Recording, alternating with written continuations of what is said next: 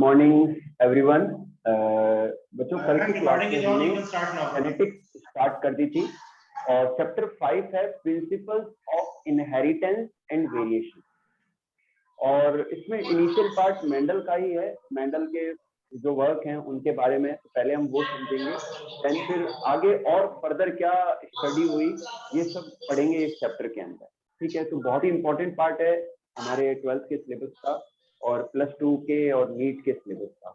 तो आप सभी रेगुलर रहे क्लासेस के अंदर। कल हमने लास्ट ये पढ़ा था कि why Mendel selected the pea plant for their hybridization experiment। तो ये मैं एक्सप्लेन कर चुका हूँ। और मेंडल ने पी प्लांट के अंदर टोटल 34 मेंडल ने पी प्लांट के अंदर टोटल 34 जो ट्रेट थे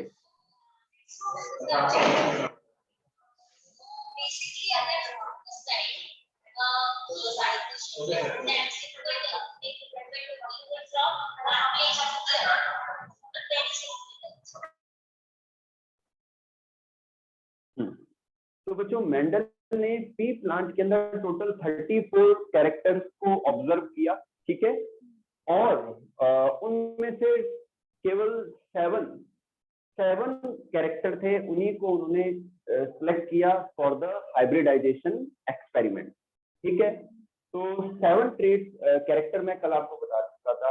अच्छा बच्चों, कैरेक्टर और ट्रेट में क्या फर्क है ये मैं बता देता हूँ। कैरेक्टर, मान लो कोई प्लांट है या कोई एनिमल है, उसका पर्टिकुलर कोई भी जो लक्षण है वो कैरेक्टर हो गया। और उस कैरेक्टर के जो फॉर्म है, जैसे लंबाई, मान लो लंबाई है एक कैरेक्टर है। ठीक है, तो लंबाई के जो 2 फॉर्म है, टॉलनेस और ड्वार्फनेस, तो ये इसके 2 ट्रेट हो गए। ठीक है, कैरेक्टर एंड ट्रेट। ठीक है, ट्रेट, ठीक है, मान लो फ्लावर कलर है, तो फ्लावर कलर एक कैरेक्टर हो गया, इसके 2 फॉर्म जो है वो ट्रेट कहलाएंगे। क्या कहलाएंगे? Trait, TRAIT। ठीक है, तो आज बच्चों नेक्स्ट लेते हैं हम, टर्मिनोलॉजी भी पढ़ेंगे आज।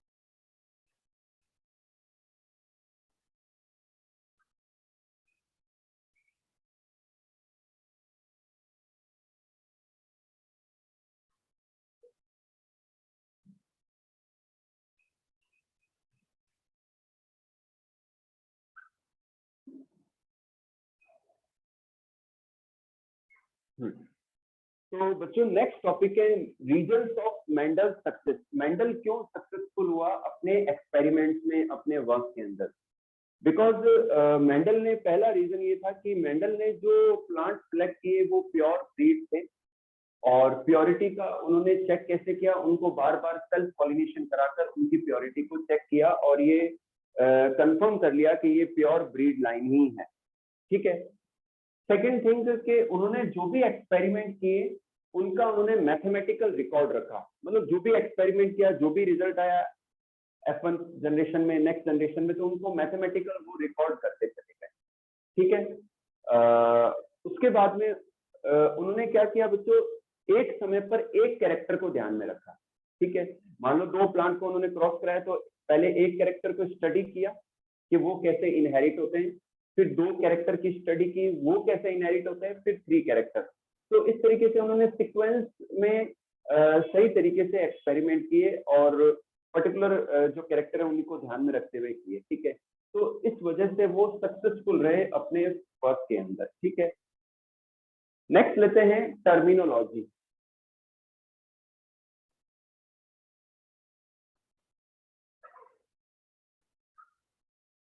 बच्चों ये समझना बहुत जरूरी है।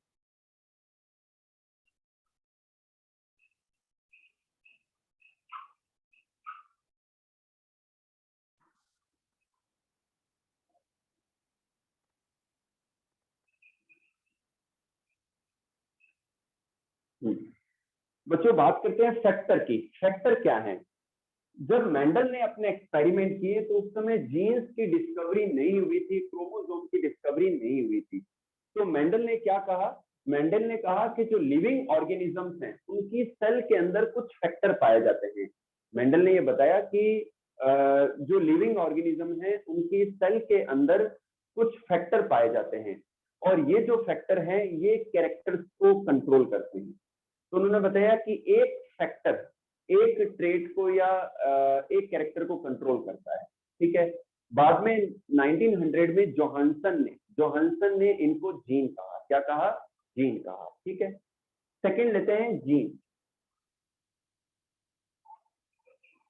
जीन क्या है? Genes are the units of heredity. Genes are the definition क्या देंगे आप? Genes are the units of heredity and genes are found on the chromosome. ये क्रोमोसोम्स के ऊपर पाए जाते हैं, लीनियर सीक्वेंस में पाए जाते हैं और ये डीएनए के बने होते हैं। या मैं यूं कहूं कि क्रोमेटिड्स के जो हाईली कॉइल्ड पार्ट हैं उन्हीं को हम जीन कहते हैं। ठीक है,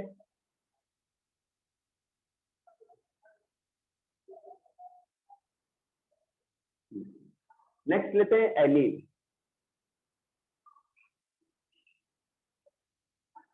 बच्चों एक जीन के अंदर दो एलील पाए जाते हैं। एक जीन के अंदर दो एलील पाए जाते हैं, मतलब द कॉन्ट्रास्टिंग फॉर्म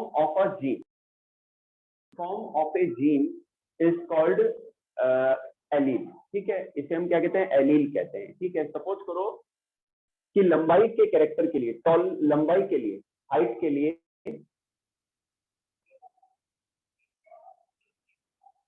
दो तरीके के एलील रेस्पॉन्सिबल है, एक तो कैपिटल टी और एक स्मॉल टी। ठीक है, कैपिटल टी जो एलील है टॉलनेस को कंट्रोल करता है, स्मॉल टी एलील फ्लैटनेस को कंट्रोल करता है। तो कैपिटल टी स्मॉल टी, तो ये एक जीन हो गया। ये क्या हो गया? एक जीन हो गया। या कैपिटल टी दो ऐसे एलील हो सकते हैं, या स्मॉल टी दो एलील हो सकते हैं। ठीक है, तो the contrasting forms of A gene is या आर कॉल्ड एलील या एलील। ठीक है, चलिए फोर्थ लेते हैं फिनोटाइप। फिफ्थ है जीनोटाइप। फिनोटाइप क्या है? The outer appearance of an organism. किसी ऑर्गेनिज्म की जो आउटर अपीयरेंस है, ठीक है, एक्सटर्नली वो कैसे दिखाई देते हैं, वो जो लक्षण है, वो जो कैरेक्टर है, उन्हें हम क्या कहते हैं? फिनोटाइप कहते हैं। क्या कहते हैं? फिनोटाइप कहते हैं। और जीनोटाइप क्या है? The actual gene composition, the actual gene composition of an organism is called genotype. मतलब ऑर्गेनिज्म का जो जीन का कॉम्पोजिशन है वो जीनोटाइप कहलाता है। ठीक है,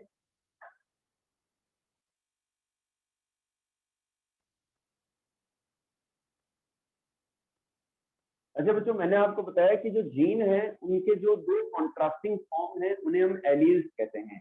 the contrasting forms of genes are called alleles. ठीक है, तो इनमें जो एक एलील है वो मदर से आता है, यानी कि फीमेल पेरेंट से, और जो सेकंड एलील है वो फादर से आता है, मेल पेरेंट से आता है। ठीक है, सिक्स्थ लेते हैं होमोजाइगस।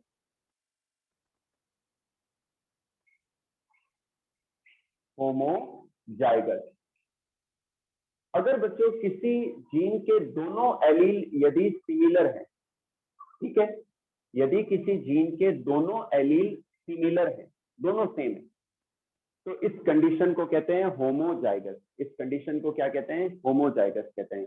रिपीट कर रहा हूं मैं, if the alleles of a gene, this condition is called homozygous. इसे हम क्या कहते हैं? होमोजाइगस कंडीशन कहते हैं। ओके बच्चों,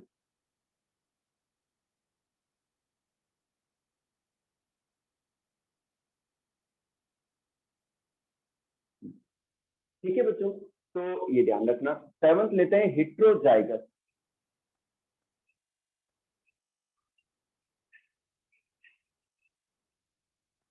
हेट्रोजाइगस क्या है कि अगर किसी जीन के दोनों एलील डिफरेंट हैं, यदि किसी जीन के दोनों एलील डिफरेंट हैं, तो इस कंडीशन को कहते हैं हेट्रोजाइगस।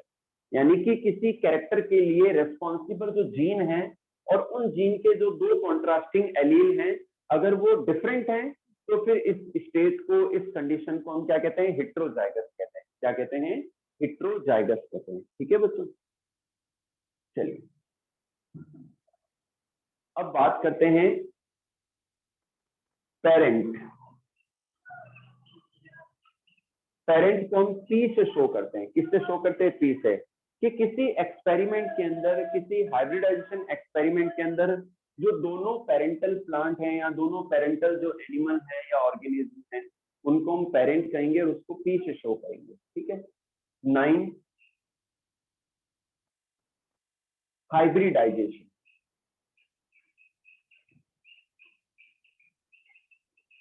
हाइब्रिडाइजेशन हाइब्रिडाइजेशन क्या है कि दो डिफरेंट ट्रेट वाले,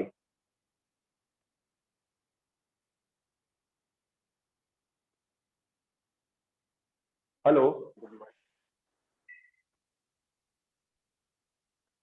हेलो शोएब सर फैक्टर क्यों थी? क्या समझाना दोबारा? फैक्टर क्या? Factor hello sir factor factor ठीक है। देखो मैं बताता हूँ आपको, आपने 10th में भी पढ़ा होगा, हैंड डाउन कर लो और म्यूट कर लो। हमने 10th में भी पढ़ा होगा, आपको मैंने पढ़ाया है कि जो जीन है वो हमारे कैरेक्टर्स को कंट्रोल करते हैं। तो एक जीन एक लक्षण को कंट्रोल करता है, एक जीन एक कैरेक्टर को कंट्रोल करता है। क्लियर है? कोई दिक्कत नहीं है। मेंडल के समय जीन की डिस्कवरी नहीं हुई थी, उन्हें पता ही नहीं था जीन क्या होता है। तो उन्होंने कहा कि कुछ फैक्टर होते हैं, वो फैक्टर हमारी सेल के अंदर, हमारे न्यूक्लियस के अंदर पाए जाते हैं और हमारे कैरेक्टर्स को कंट्रोल करते हैं। ठीक है। जोहानसन ने फैक्टर को जीन कहा। ठीक है, तो फैक्टर क्या है? फैक्टर जीन ही है, लेकिन मेंडल ने उन्हें फैक्टर कहा, जोहानसन ने उनको जीन कहा। ठीक है, ये ध्यान रखना। अब बात करते हैं हाइब्रिडाइजेशन की। दो डिफरेंट कैरेक्टर वाले जो प्लांट या एनिमल है, उनके बीच में जो क्रॉस है उसे हम क्या कहते हैं? हाइब्रिडाइजेशन कहते हैं। क्या कहते हैं? Hybridisation. The cross between two different plant of different trade is called hybridisation. इसे हम क्या कहते हैं? हाइब्रिडाइजेशन कहते हैं। 10th लेते हैं हम, first filial generation. First filial generation, इसे हम F1 कहते हैं। क्या कहते हैं? F1। फर्स्ट फीलियल जनरेशन क्या है कि दो डिफरेंट कैरेक्टर वाले प्लांट को आपने क्रॉस कराया और उससे जो नए प्लांट प्रोड्यूस हुए, तो वो उसकी पहली पीढ़ी होगी। वो क्या होगी? फर्स्ट पीढ़ी होगी, फर्स्ट जनरेशन होगी। उसे हम क्या कहते हैं? फर्स्ट फीलियल जनरेशन और F1 generation. First filial generation और F1 जनरेशन। सेकंड लेते हैं, second filial generation. Second filial generation, इसे बच्चों F2 कहते हैं। क्या कहते हैं? इसे हम F2 कहते हैं। तो F1 जनरेशन के जो प्लांट या ऑर्गेनिज्म मिले हैं, F1 जनरेशन के अंदर जो प्लांट या ऑर्गेनिज्म मिलते हैं, उनका जब आपस में क्रॉस होता है या सेल्फ पॉलिनेशन होता है, और उससे जो नेक्स्ट पीढ़ी या नेक्स्ट जनरेशन जो मिलती है, उसे हम कहते हैं F2 जनरेशन और सेकंड फीलियल जनरेशन। क्या कहते हैं? सेकंड फीलियल जनरेशन कहते हैं। और इसी तरीके से सेकंड फीलियल जनरेशन या F2 जनरेशन के ऑर्गेनिज्म का क्रॉस करके फिर उससे जो अगली जनरेशन मिलेगी उसे F3 जनरेशन या थर्ड फीलियल जनरेशन कहेंगे। ठीक है बच्चों, तो ये पार्ट था। नेक्स्ट लेते हैं बैक क्रॉस।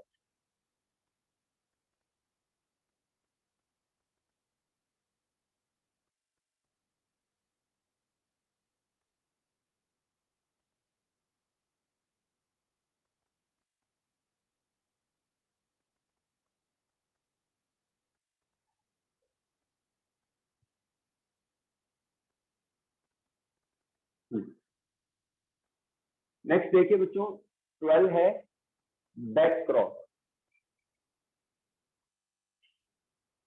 और आउट क्रॉस।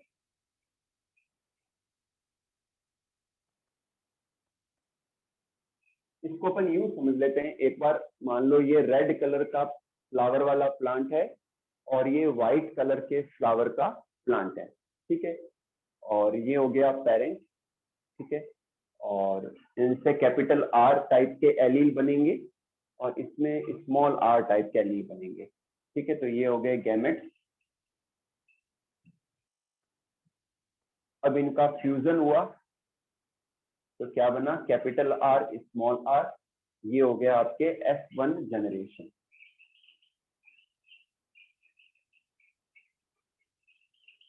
ठीक है, ध्यान से देखिए कि जब दो डिफरेंट कैरेक्टर वाले प्लांट्स के बीच में या डिफरेंट ट्रेट वाले प्लांट्स के बीच में क्रॉस करवाते हैं। ठीक है, और क्रॉस कराने के बाद में, अच्छा दोनों होमोजाइगस होने चाहिए। क्रॉस कराने के बाद में जब दो डिफरेंट ट्रेट वाले प्लांट जो कि होमोजाइगस है अपने कैरेक्टर के लिए, उनके बीच में क्रॉस करा के जो F1 जनरेशन में प्लांट मिलते हैं, उन F1 जनरेशन के प्लांट का क्रॉस अगेन किसी एक पेरेंटल प्लांट से करवाया जाए। ध्यान से सुनना, F1 जनरेशन के प्लांट का क्रॉस रिवर्स रूप से किसी एक पेरेंटल ऑर्गेनिज्म से करवाया जाए तो इसे हम कहते हैं बैक क्रॉस। इसे हम क्या कहते हैं, बैक क्रॉस कहते हैं। ठीक है, और बैक क्रॉस को आउट क्रॉस भी कहते हैं। समझ में आ गई बात? दोबारा सुन लीजिए, F1 जनरेशन के जो प्लांट है उनका क्रॉस अपने पेरेंटल प्लांट से किसी एक से कराया जाए तो इसे बैक क्रॉस कहते हैं। ठीक है, चलिए 13 हम लेते हैं टेस्ट क्रॉस।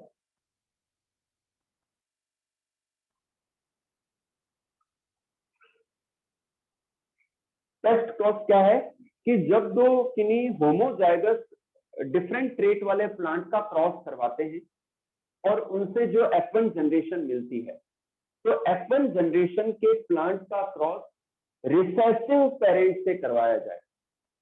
F1 जनरेशन के प्लांट का क्रॉस रिसेसिव पेरेंट से करवाया जाए तो इसे कहते हैं टेस्ट क्रॉस। इसे हम क्या कहते हैं, टेस्ट क्रॉस कहते हैं। देखते हैं क्या रिजल्ट रहेगा।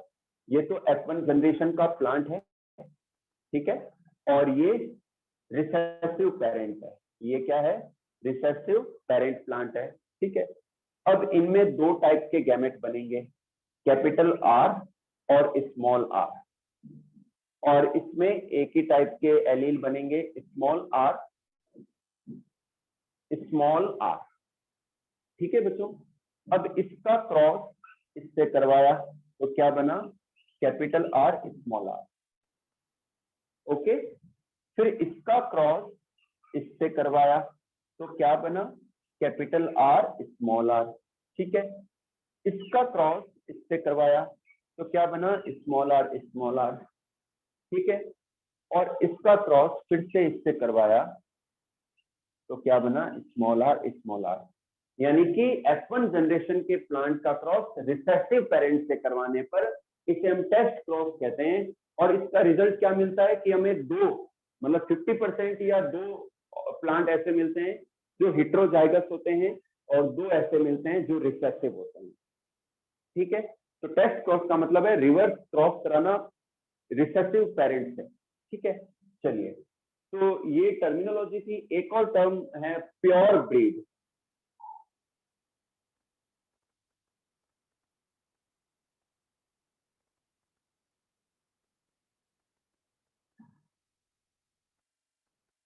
बच्चों ध्यान से देखिए, 14 है प्योर ब्रीड। प्योर ब्रीड क्या है? What is pure breed? बच्चों ऐसा होमोजाइगस प्लांट, ऐसा होमोजाइगस प्लांट या कोई ऑर्गेनिज्म जिसकी अगली कई जनरेशन तक सेम कैरेक्टर चलता है, सेम कैरेक्टर रहता है, तो फिर उसे हम प्योर ब्रीड कहते हैं। क्या कहते हैं? प्योर ब्रीड कहते हैं अपने खुद के कैरेक्टर के लिए। ठीक है बच्चों, दोबारा सुन लीजिए, कोई भी होमोजाइगस प्लांट या एनिमल है, अगर उससे अगली कई जनरेशन तक सेम कैरेक्टर प्रोड्यूस होते हैं नए ऑर्गेनिजम्स में, तो फिर उसे हम प्योर ब्रीड कहते हैं। चलिए बच्चों, ये तो थे कैरेक्टर। अब हम स्टार्ट करते हैं मेंडल के एक्सपेरिमेंट। सर ये तो थी टर्मिनोलॉजी। अब हम ये टर्मिनोलॉजी समझने के बाद एक्सपेरिमेंट को समझना आसान है। फर्स्ट जो एक्सपेरिमेंट है मोनोहाइब्रिड क्रॉस है। ठीक है, ये आपने 10th में पढ़ रखा है, लेकिन उसके बाद में मेंडल के एक्सेप्शन पढ़ेंगे हम मोनोहाइब्रिड क्रॉस के बाद में। ठीक है, तो ऐसा नहीं है कि आप बोर हो जाएं या इंटरेस्ट छोड़ दें अपना। तो फर्स्ट एक्सपेरिमेंट है स्टडी ऑफ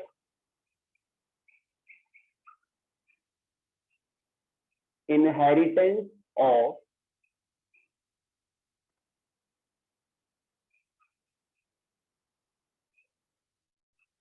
one gene।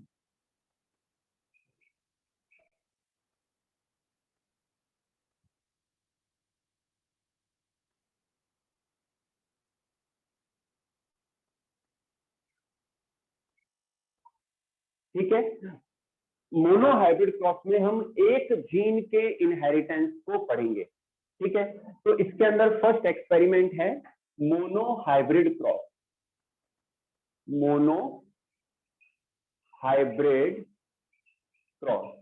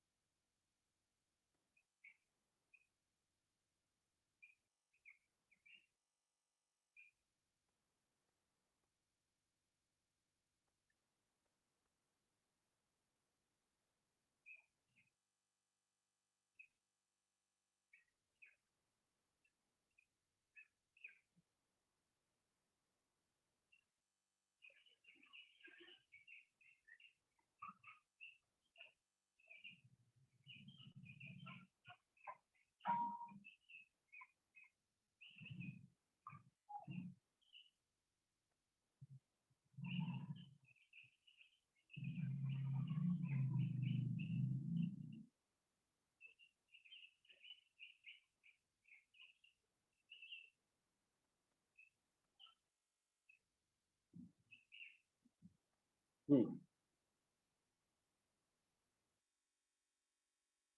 दोस्तों ध्यान से देखिए, we are studying the inheritance of one gene, और इसमें हम एक्सपेरिमेंट पढ़ेंगे मोनो हाइब्रिड क्रॉस।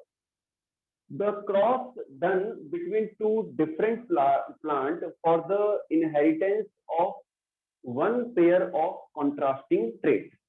मतलब कॉन्ट्रास्टिंग ट्रेट के एक पेयर के इनहेरिटेंस को स्टडी करने के लिए किया गया जो क्रॉस है उसे हम क्या कहते हैं, मोनो हाइब्रिड क्रॉस।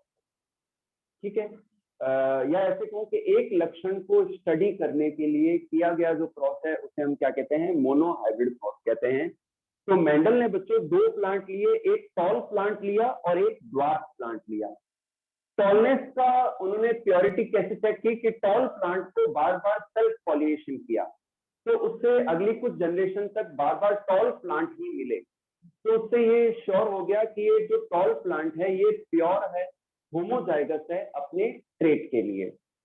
सेकंड लेते हैं ड्वार्फ प्लांट। ड्वार्फ प्लांट को भी उन्होंने कैसे चेक किया, बार बार सेल्फ पॉलिनेशन कराया और उससे ड्वार्फ प्लांट ही मिले। तो इससे ये प्रूव हो गया कि ये होमोजाइगस से प्योर है अपने ड्वार्फनेस के कैरेक्टर के लिए। तो जो टॉलनेस है वो कैपिटल टी दो एलील के द्वारा कंट्रोल होती है, इसे एक जीन कहते हैं। और इसी तरीके से जो ड्वार्फनेस है वो स्मॉल टी एलील के द्वारा कंट्रोल होती है। तो ये दो एलील है और इन्हें हम एक जीन कहते हैं। ठीक है, इस प्लांट के अंदर जो गैमेट्स बनेंगे वो एक ही टाइप के एलील वाले यानी कि कैपिटल टी एलील वाले गैमेट बनेंगे, और इस प्लांट के अंदर स्मॉल टी एलील वाले गैमेट्स बनेंगे क्योंकि होमोजाइगस है ये। जब इन दोनों गैमेट्स का फ्यूजन होगा तो क्या मिलेगा, कैपिटल टी स्मॉल टी मिलेगा। ये है F1 जनरेशन। तो मेंडल ने ये देखा कि F1 जनरेशन के अंदर सारे के सारे जो प्लांट थे वो टॉल थे।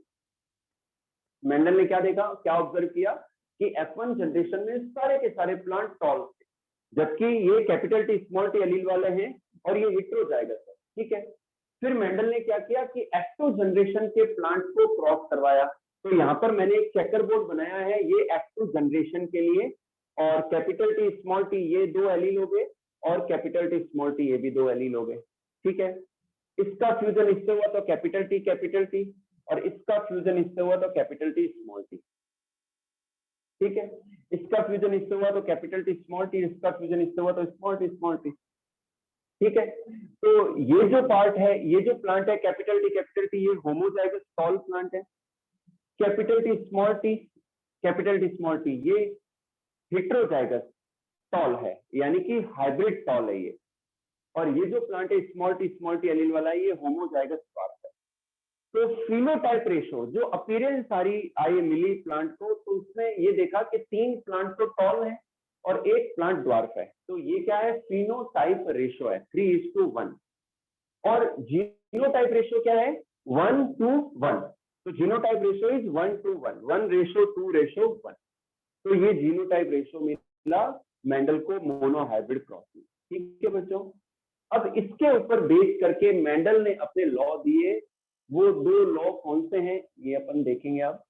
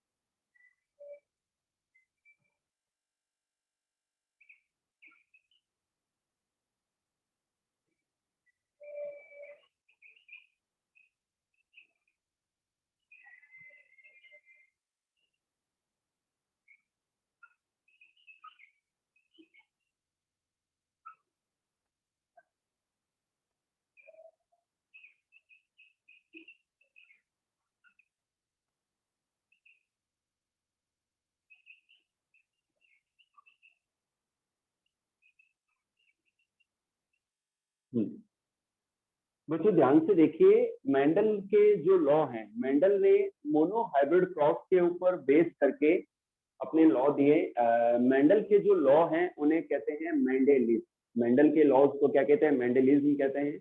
मेंडल ने जो फर्स्ट लॉ दिया बच्चों, इसके दो पार्ट हैं। एक तो है लॉ ऑफ यूनिट कैरेक्टर और second thing is law of dominance. तो लॉ ऑफ यूनिट कैरेक्टर में मेंडल ने क्या बताया? मेंडल ने बताया कि ईच ऑर्गेनिज्म के अंदर एक कैरेक्टर एक जीन के द्वारा कंट्रोल होता है। मेंडल ने क्या बताया? अच्छा, उस समय उन्होंने जीन को फैक्टर कहा था, तो उन्होंने कहा कि एक कैरेक्टर एक फैक्टर के द्वारा कंट्रोल होता है। इसे हम कहते हैं लॉ ऑफ यूनिट कैरेक्टर। ठीक है। सेकेंड लेते हैं लॉ ऑफ डोमिनेंस। मेंडल ने यह बताया कि जब दो प्लांट्स के बीच में या दो ऑर्गेनिजम्स के बीच में क्रॉस होता है, तो F1 जनरेशन के अंदर जो कैरेक्टर या जो ट्रेट शो हो जाता है वो डोमिनेंट होता है, और जो शो नहीं हो पाता है उसे रिसेसिव कहते हैं। या ऐसे कहूं कि मेंडल ने ये बताया कि F1 जनरेशन के अंदर जो डोमिनेंट एलील है वो अपने आप को रिप्रेजेंट कर देता है, या डोमिनेंट फैक्टर अपने आप को रिप्रेजेंट कर देता है, डोमिनेंट कैरेक्टर शो हो जाता है, डोमिनेंट ट्रेट शो हो जाता है। और जो रिसेसिव ट्रेट है वो डोमिनेंट ट्रेट की प्रेजेंस में शो नहीं हो पाता है, या जो रिसेसिव एलील है वो डोमिनेंट एलील के प्रेजेंस में शो नहीं हो पाता है। ये किसने बताया? मेंडल ने बताया अपने लॉ ऑफ डोमिनेंस में। इसी को लॉ ऑफ डोमिनेंस कहते हैं। और जल्दी से सेकंड लॉ भी देख लेते हैं, जिसे हम कहते हैं law of segregation. Law of segregation,